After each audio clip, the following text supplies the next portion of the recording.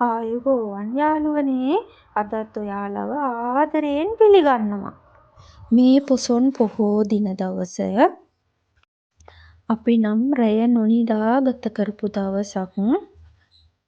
මේ උදෑසන 6ට විතර අලුයම පටන් ගත්ත වැස්ස නොනවත්වාම තාමත් වහිනවා. මහත්තයාගේ ගමේ පන්සල තමයි මේ. ඒ වගේම හරිම ලස්සන පන්සලක්. සෑම බොහෝ දිනකම උදෑසන කිරි ආහාර පූජාවන් පවත්වනවා. මේ බොහෝ දින අපිටත් සම්බන්ධ වෙන්න වාසනාව ලැබුණා. අටවිසි බුදුරජාණන් වහන්සේලා ප්‍රමුඛ වන්දනීය පූජනීය ස්ථාන 37කට කිරි ආහාර පූජාවන් පූජා කරනවා. ඉතාමත් පිරිසිදුව පිළිවෙලට මෙම කිරි ආහාර සකස් කරන්න පිළිගන්වන්න අහල පහල අපේ හිතවත් අයගෙන් ලොකු සහයෝගයක් ලැබුණා.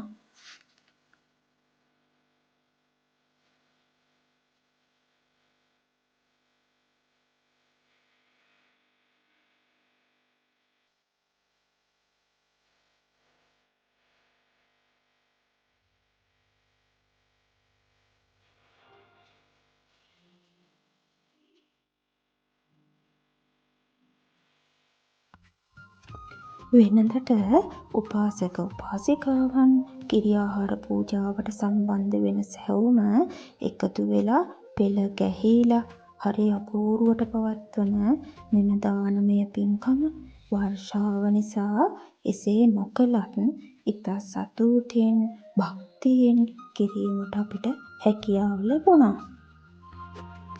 මෙම දානය පිළිවෙලට පිළිගැන්වුවාට පස්සේ පන්සලේ ස්වාමීන් වහන්සේ විසින් ආගමික වතාවත්වල පිහිටවලා පුණ්‍යානුමෝදනාවන් සිදු කරනවා. ඊට පස්සේ පැමිණලා ඉන්න අයට කිරිබත් එක්ක තේපැන් සංග්‍රහයකුත් සිදු කරනවා. ඊට පස්සේ ලැබූ පූජාවන් ඉවත් කරලා භාජන පිරිසුදු කරන්න ඕනි. පායනකම් ඉඳලා බෝ මළුවයි විහිර මළුවයි අමදින්නත් අමතක කළේ නෑ. ඉතින් මේ පොසොන් පොහෝ දවසේ උදේ වරුව අර්ථවත්ව පින් පිරෙන විදිහට මේ පින්බිමේ ගත කරන්න අපිට හැකි වුණා.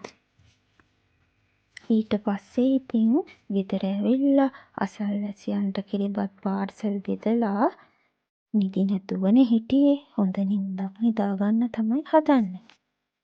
අවදි වෙලා එනකොට කහ පාටට බැබලි සාලි මැද්දේ මෙන්න මෙයා. ඒකටත් ඉතින් වග කියලා එන්නකො යන්න අපි ආවම වෙනදට නාන්න යන ඔය බලන්න. මේ බලන්නකො පාර දෙපැත්තේ පේර තඹල ඉදිලා අපි පුංචි කාලේ නම් මේවා කඩාගෙන කනවා. දැන් කාලේ ඉන්න පොඩි අය මේවා කන්නේ නෑනේ. වෙනදට කුරුල්ලෝ කන මේ ගෙඩි දැන් නොකන්නේ මොකද කියලා පොඩ්ඩක් වටපිට බලනකොට මේ බලන්නකො මෙච්චර රස පළතුරු තියෙනකොට හැමදාම කන පේර තඹල කයිද? මුළු ගමේම රඹුටන් ගස් මේ වගේ. පොසොන් එකට ගම පුරාම රතු පාට බල්බ් දාලා වගේ. මේ කාලෙට ඉතින් රඹුටන් ගෝනියක් විතර කැවෙනවා. කොච්චර කෑවත් මේ වගේ ගස් දැක්කහම නැවතිලා බලන්නම හිතෙනවා. මේ ගස්වල ඵලදාව පරිස්සම් කරන නිසා තමයි මෙහෙම තියෙන්නේ. නැත්තම් ඉතින් රෑයට 2ට ලෙඩි ගොඩක් විතරයි බිම. නොනවත්වා වැහපු වැස්සට මෙහෙන් බලන්නකෝ ඔයට වෙලා තියෙන දේ. නාන්න තියා ළඟින් යන්නත් බයයි. වෙනදට නම් මේ වගේ නිවාඩු දවස්වලට මේවයි සෙනඟ පිරිලා. අද ඉතින් මෙතන නාන්න බෑනේ.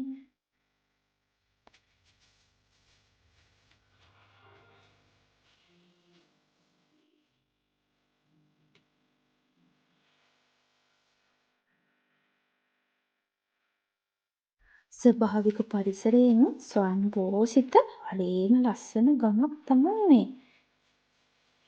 හැම පෝයකටම අපි කොහොම හරි එනවා. බලන්නකෝ පුංචි මිටි පපුරක් වගේ.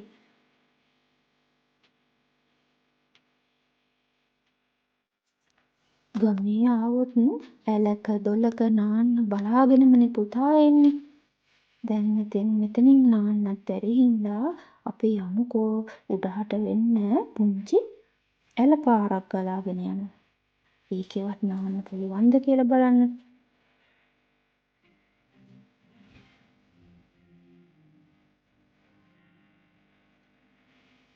මේක පුංචිම පුංචි ඇල පාරක් වුණාට පොඩි අයගේ හිත් සතුටින් පුරවන්නේ මහා සාගරයක් වගේ.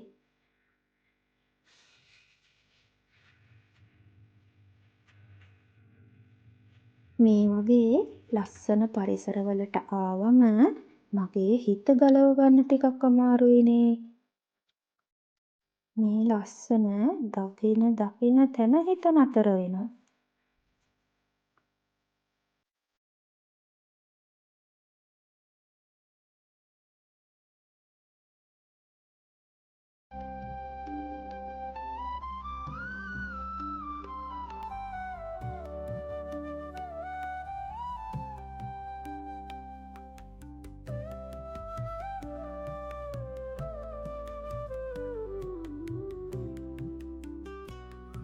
අපේ රටට ආවේනික චූටි මාළු පැටව් වර්ග ගොඩාක් මේ ඇලේ ඉන්නවා.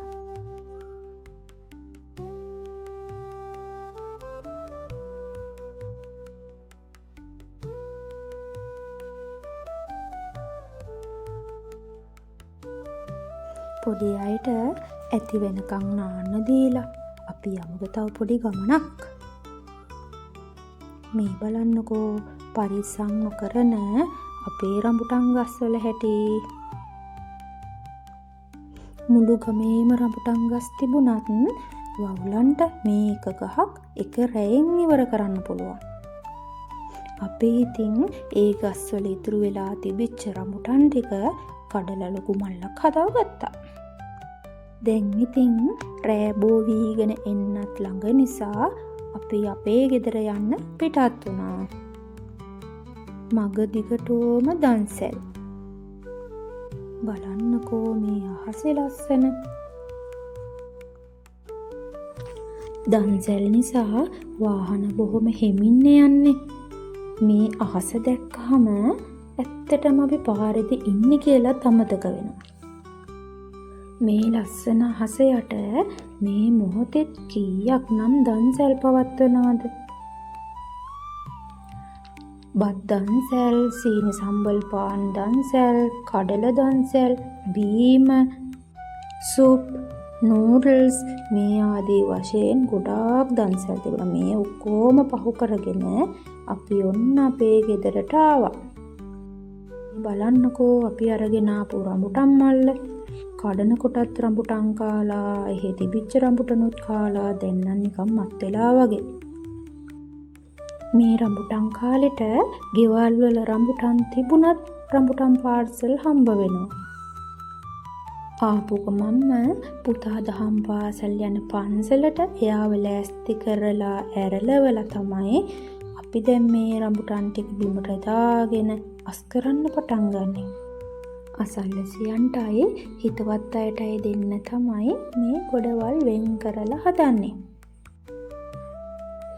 ඒ වැඩෙත් කරලා ඉවර වෙලා අපි දෙන්නත් එක්ක ලෑස්ති වෙලා දැන් යන්න ඕනේ පන්සලට.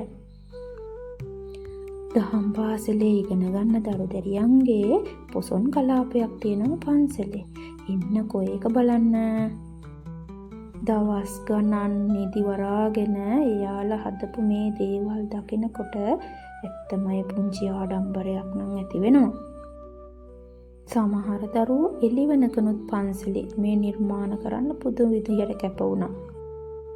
මේ සියලුම නිර්මාණ දහම් පාසලේ ඉගෙන ගන්න දරුවන්ගේ.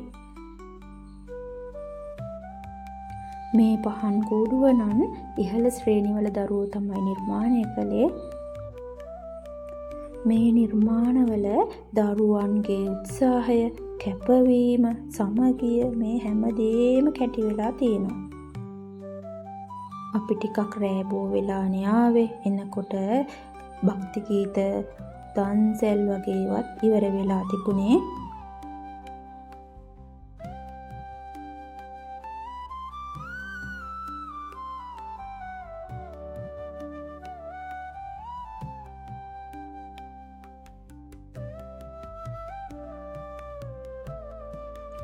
අපේම දරුවෝ නේද මේ තරම් ලස්සන මේ නිර්මාණ කළේ කියලා පුදුමාකාර සතුටක් හිතේ තියාගෙන පොසොන් පොහොය දවස නිමා කරන්න අපිට හැකි වුණා.